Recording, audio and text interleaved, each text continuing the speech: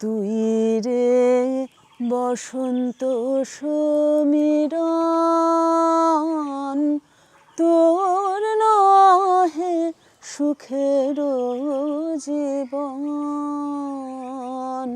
শান্তিনিকেতনে আমরা ছোট থেকেই কিন্তু একসাথে অনেক কিছু করতে শিখেছি।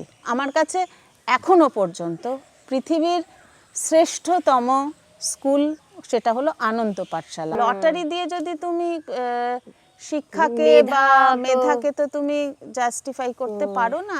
শান্তিনিকেতনে যারা পড়াশোনা করেনি একটা সময় তাদেরকে আশ্রমিক বলা হতো না।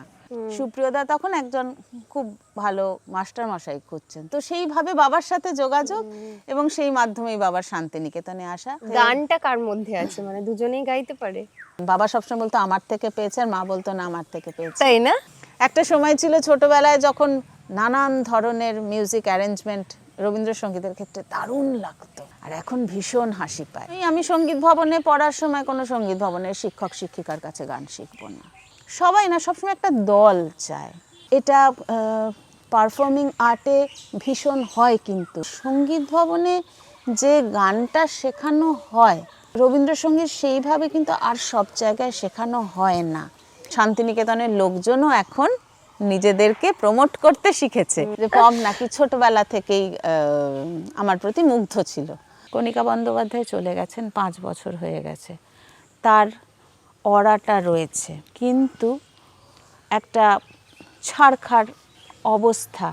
তো উনি এসছেন, আর ওই মালাটা ওই ছবির সামনে দিয়ে না মাটিতে বসে কাঁদছেন।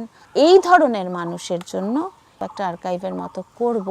লোকে ভাবতো যে আমরা ডুয়েট ছাড়া গাইবো না। আমাকে খুব না ঠেললে আমি খুব একটা নিজেকে ঠেলতে একটু কম পারি। আমি মনে মনে ভীষণ বোহেমিয়ান।